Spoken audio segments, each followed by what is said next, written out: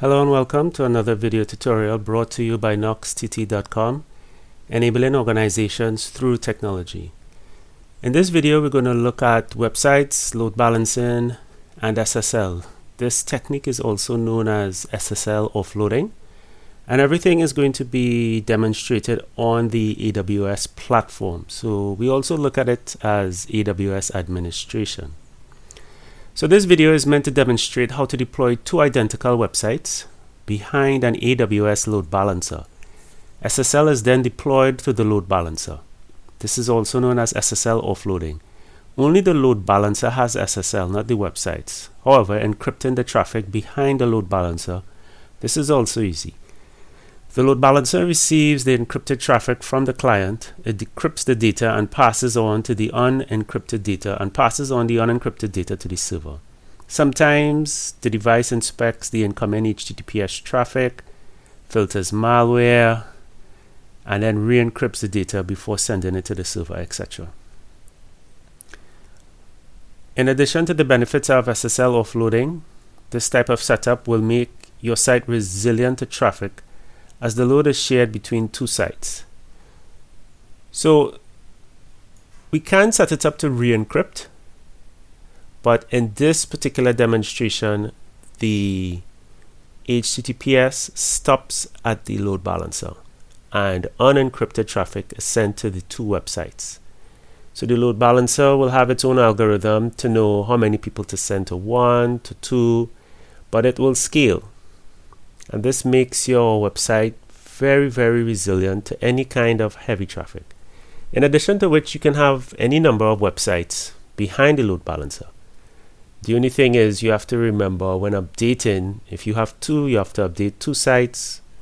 And if you have three, you have to update three sites. So the domain is www.testec2.com that we're going to demonstrate with. And I'd like to take a closer look at this image because it's important. Because on the AWS platform, you would set up a target first and then you would set up your load balancer. And our target is going to be HTTP because the target group has unencrypted servers. However, the load balancer is HTTPS and we need to bear that in mind. You can go to this site to get more information on SSL offloading. So the servers were set up with Ansible, LambStack was deployed, Joomla installed, but no SSL certificate was created. And what's very important is that the websites, the two websites on EC2 instances, they resolve using IP address. And that is also another very important thing. So some of the assumptions is that you already have two LambStack servers, each up and running on EC2 instances, and their websites resolve to their IP addresses.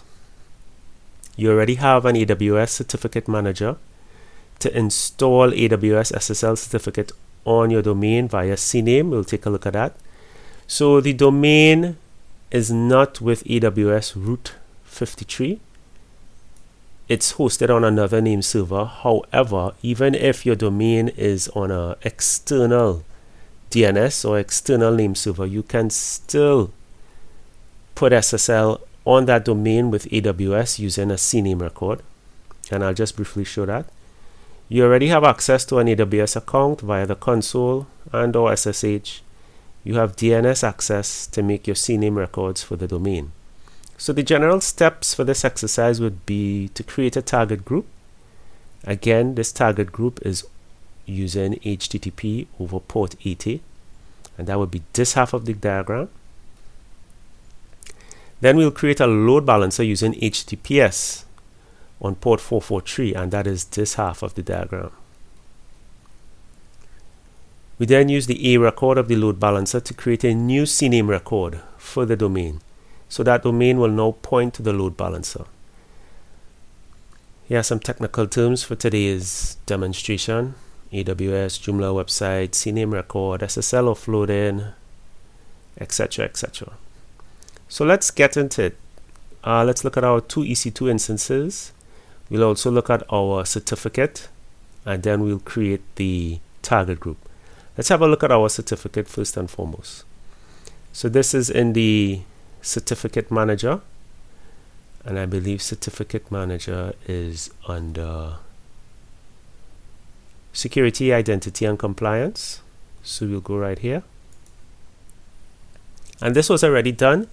It's difficult to demonstrate this in a video as propagation really takes some time. The propagation for the DNS with AWS could take a bit. And then as you see, sometimes your internet is just going to run slow, and it's difficult to tell when that is going to happen. So this is we are in certificate manager, and as you can see, our certificate was issued for this domain name. Now, how did we do this? Well, when you created it, before it said success, it would say pending. And what you have to do is you have to export this DNS file. So let's save it. And that DNS file has the information to create a new CNAME record. So the record name, this is the value of the record name. And then the content, this is the value. However, there's a little trick. So you don't use the entire value for the name. And let me demonstrate that. So let me open this in Atom.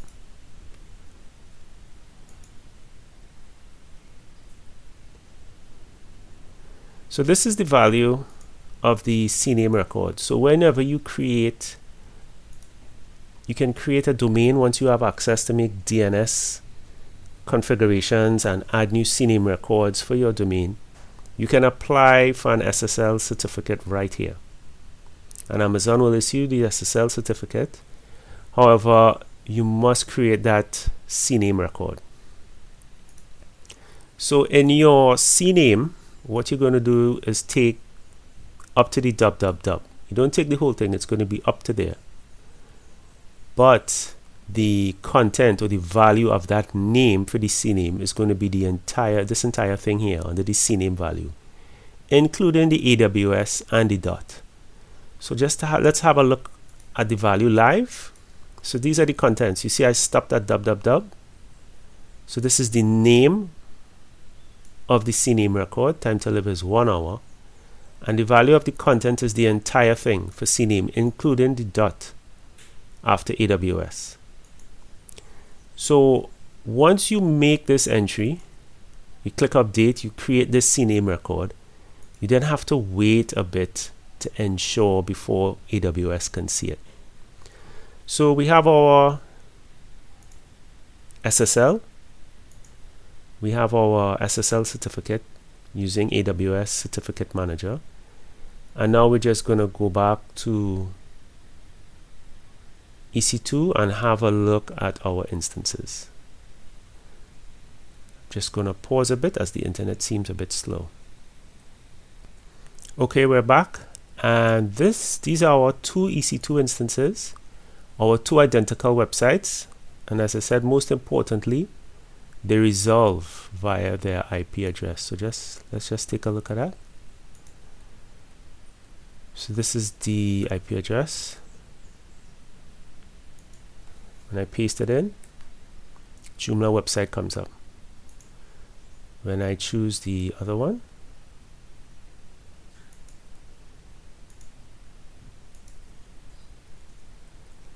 Joomla website comes up. So we have two identical Joomla sites on two identical platforms, because both platforms, one platform was built, and then we use the usual Amazon AMI to create an image and then deploy a second server using that same image. So now, according to our steps, we create a target group. So let's do that. Let's create our target group. So we are in the EC2 area, and we scroll down to load balancing, and then we see target groups. We're going to hit new target group. It's going to be based on instances. Yes, let's give this name.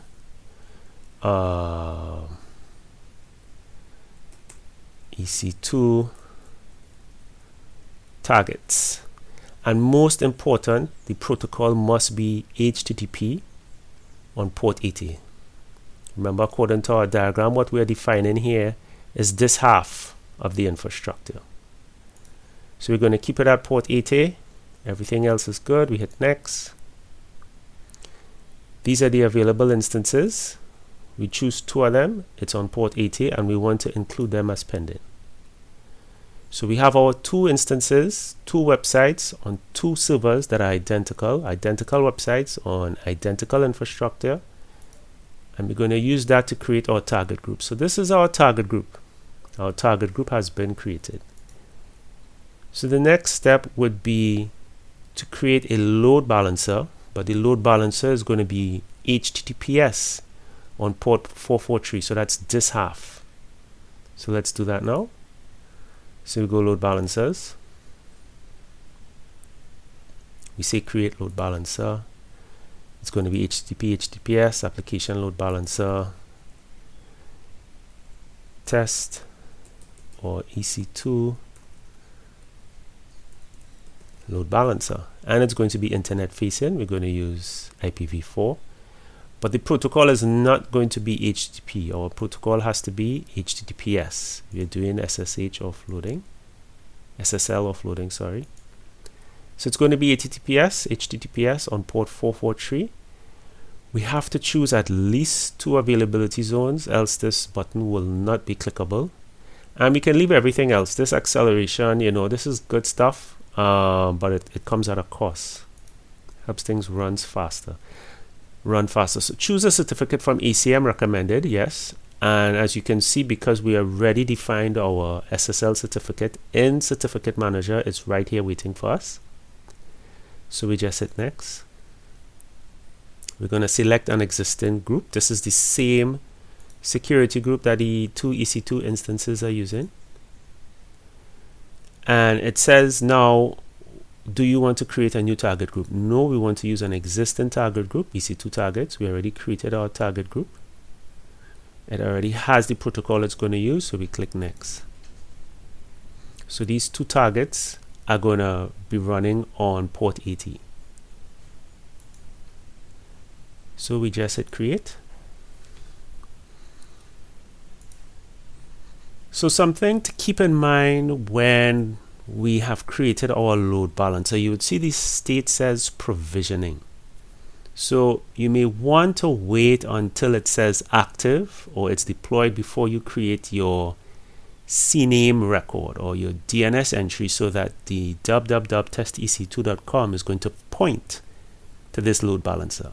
We already have one CNAME record, but that is for the purpose of creating an SSL certificate with AWS.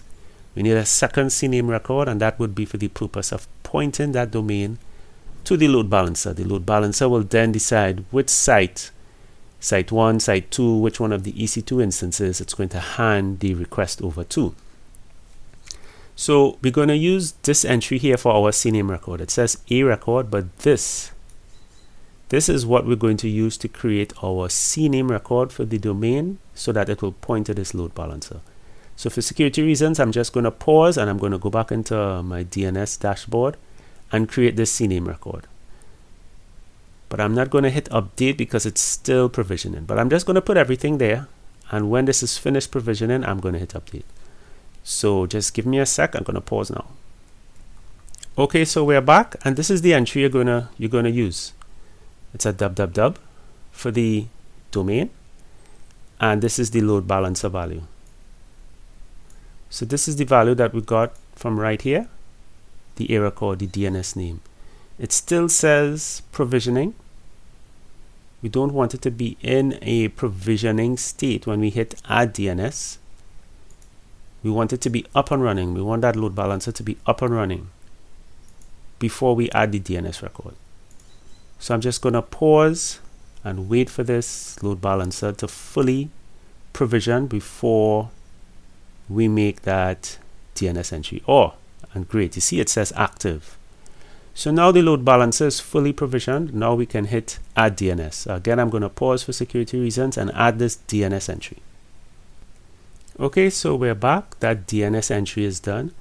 And again, propagation may take a bit, but there are some checks you can do.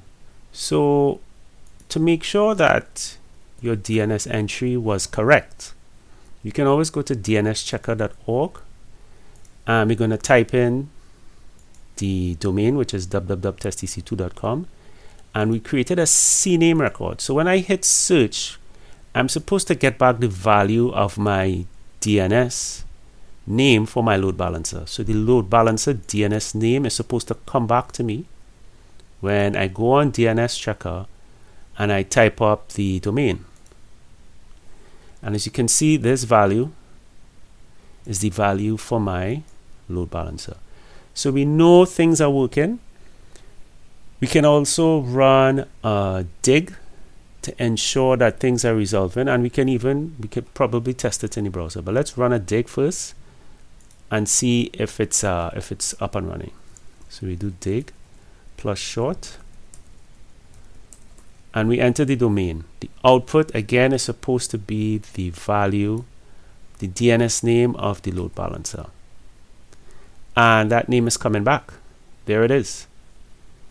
So now let's type up the domain.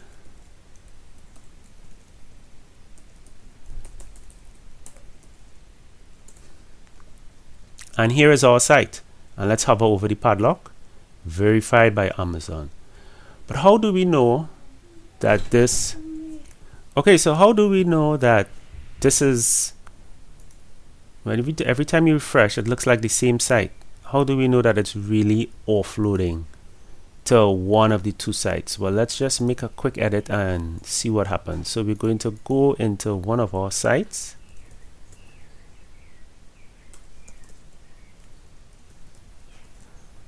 And we're going to make an edit. So let's just go to content,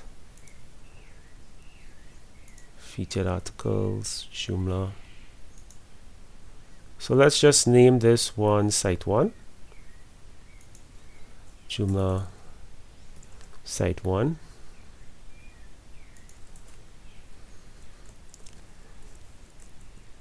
Site 1 I keep saying SSH. SSL offloading. So we'll say save and close. Let me just copy that.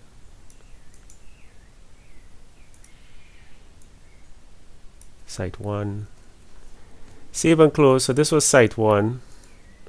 Let's sign out, which means the other site is going to be site 2. So let's just make the same adjustment. Let's just log in. And again, both sites are identical. I'm using the same creds to log in. Of course, you can choose to change these accordingly. So this is Joomla. And this will be site number 2. Site 2. Let's just make that edit here. SSL offloading, site 2. So let's save and close. Let's log out. So we have two sites behind our load balancer. SSL, encrypted, verified by Amazon. Let's reload. This is site 2. Got site 2 again. Got site 2 again. Site 1. Reload. Site 1. Site 2 again, site 1. So that's it for our demonstration. This is a very effective and efficient way to deploy a website. Behind a load balancer, you have two sites. So the chances of, a lot of load overwhelming the site is going to be low because it's actually two websites behind the load balancer, and you can have up to 3. So this is SSH offloading. Of course, AWS offers another feature with elastic scaling, and we can look at that at another video. If you like this video, feel free to like, subscribe. Look out for more videos coming your way. I hope you found this informative, and I'd like to thank you for viewing.